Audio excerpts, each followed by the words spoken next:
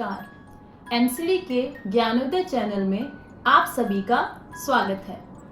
आप सभी ने क्लास में ऐसे बच्चे देखे होंगे जो एक विषय में तो बहुत ही अच्छा परफॉर्म करते हैं, लेकिन दूसरे विषयों में कमज़ोर रह जाते हैं। ऐसे बच्चे अक्सर स्पेसिफिक लर्निंग डिसेबिलिटी डिसऑर्डर से ग्रसित होते हैं। चलिए आज हम जानते हैं कि स्पेसिफिक लर्निंग डिसेबिलिटी या डिसऑर्डर क्या होता है।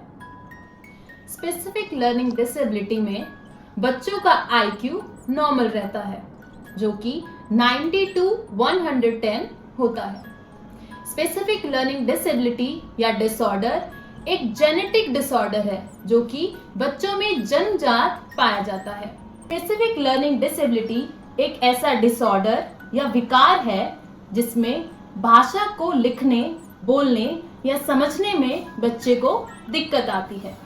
तो चलिए अब हम जानते हैं कि एसएलडी से ग्रसित बच्चों में क्या क्या लक्षण पाए जाते हैं।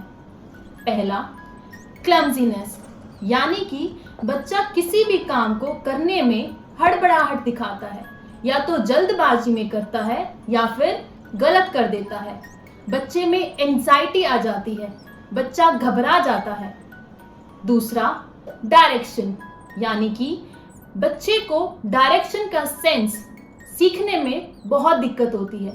बच्चा लेफ्ट या राइट, दाएं या बाएं समझने में बहुत समय लगाता है और सीखने के बाद भी ऐसा हो सकता है कि बच्चा डायरेक्शन का सेंस भूल जाए।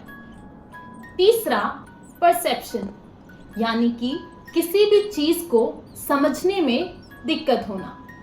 राइटिंग, यानी कि किसी भी पैराग्राफ को या वर्ड्स को या लेटर्स को लिखने में दिक्कत होना इसमें आता है। तो चलिए अब हम जानते हैं कि इसके प्रकार या टाइप्स कौन कौन से हैं। एसएलडी के मुख्य 4 प्रकार हैं: dyslexia, dysgraphia, dyscalculia and aphasia. आज हम डिसलेक्सिया पर बात करेंगे। Dyslexia means difficulty in learning to read, write and comprehend, यानी किसी भी पैराग्राफ को पढ़ने में, लिखने में या उसको समझने में दिक्कत आना। कुछ ऐसे लक्षण की बात कर लेते हैं हम जो डिसलेक्सिक बच्चों में पाए जाते हैं, जैसे राइमिंग वर्ड्स को समझने में दिक्कत आना। बच्चा राइमिंग वर्ड्स को समझ नहीं पाता है या उन्हें समझकर लिख नहीं पाता है। अगला, रूटीन, यानी कि बच्चे को एक फिक्स टाइम पे कुछ काम कराना या एक फिक्स टाइम किसी भी एक्टिविटी या किसी भी काम के लिए फॉलो करना, वो करने में बच्चे को दिक्कत आती है। अगला, जब बच्चा रीडिंग करता है या तो वो वर्ड्स स्किप कर देता है, छोड़ देता है, या फिर वो लाइन स्किप कर देता है, यानी कि बीच में एक लाइन छोड़कर अगली लाइन पर पहुंच जाता है, या फिर वो वर्ड्स को ऐड कर देता है, वो खुद से उसमें वर्ड्स एक्स्ट्रा बोल देता है जो पैराग्राफ में नहीं दिए होते। अगला, लेटर्स का, वर्ड्स का रिवर्सल, इन्वर्जन या ट्रांसपोजिशन। वर्ड्स का रिवर्सल मतलब जैसे 100 को वॉज लिख देना, वॉज को 100 लिख देना और वैसे ही उसे अंडरस्टैंड करना। अगला, ट्रांसपोजिशन मतलब वर्ड्स को ट्रांसपोज कर देना, जैसे फेल्ट को लेफ्ट लिखना और लेफ्ट को फेल्ट लिखना और वैसे ही समझना। अगला पॉइंट है पुअर कोऑर्डिनेशन, यानी कि जो आप सुन रहे हो, जो समझ रहे हो और जो आप लिख रहे हो, दोनों में कोऑर्डिनेशन ना होना। जैसे अगर हमने बच्चे को एक कहानी सुनाई कि इस कहानी में जो मेन कैरेक्टर है उसका नाम है मनु, बट बच्चा लिखते वक्त मनु को तनु कर देता है, यानी कि जो उसने सुना, समझा और जो लिखा, दोनों में कोऑर्डिनेशन ना होना।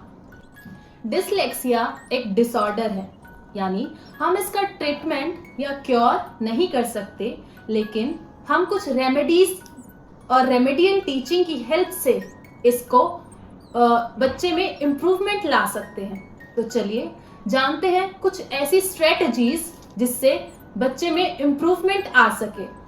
फर्स्ट पॉइंट, जो भी हम डायरेक्शंस बच्चे को देते हैं या फिर ओरल या फिर रिटन, वो डायरेक्शंस स्पेसिफिक और 1 to 1 होनी चाहिए, यानी एक बार में एक ही इंस्ट्रक्शन बच्चे को देनी चाहिए। दूसरा, टास्क एनालिसिस, यानी अगर हम बच्चे को कोई भी काम दे रहे हैं करने के लिए तो हमें उस काम को छोटे छोटे स्टेप्स में डिवाइड कर देना चाहिए ताकि बच्चा आसानी से वो टास्क या वो काम पूरा कर सके। तीसरा, कोई भी ऐसा गोल सेलेक्ट करना जो मेजरेबल हो और रियल हो। जैसे अगर हम बच्चे को कोई भी कहानी याद करने के लिए देते हैं तो बच्चे ने वो कहानी याद करके सुनाई तो उसे कितना परसेंट अटेन किया, लाइक 80% या 90% एक्यूरेसी के साथ बच्चे ने वो कहानी सुनाई, इसका मतलब हमारा गोल मेजरेबल है। नेक्स्ट, अगर हम बच्चे को कोई भी पैराग्राफ पढ़ने के लिए या लिखने के लिए देते हैं तो उसमें जो इम्पॉर्टेंट वर्ड्स या फिर कोई इम्पॉर्टेंट लाइन या सेंटेंस हो उसे हम अंडरलाइन कर सकते हैं ताकि बच्चा उस वर्ड या उस लाइन को देखकर आसानी से मेन इंफॉर्मेशन रिकॉल कर सके। नेक्स्ट, डायरेक्शन स्टोरीज या फिर कोई भी स्पेसिफिक लेसन्स जो होते हैं, यानी कि हम पूरा लेसन ना करा के लेसन का जो भी इम्पोर्टेंट पार्ट है बच्चे को सिर्फ उतना ही कराएं ताकि बच्चा आसानी से याद कर पाए। नेक्स्ट, एक डेली रूटीन मेंटेन करना। अगर हम बच्चे को कोई भी टास्क करा रहे हैं तो उसे हर रोज सेम टाइम पर कराया जाना चाहिए।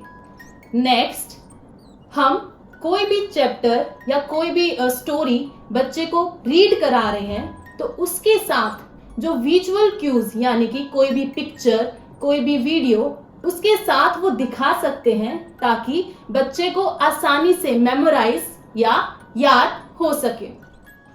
ये वीडियो देखने के बाद अगर आपको लगता है कि आपके बच्चे में भी डिस्लेक्सिया के लक्षण हैं तो आप हमें कमेंट में बता सकते हैं। धन्यवाद।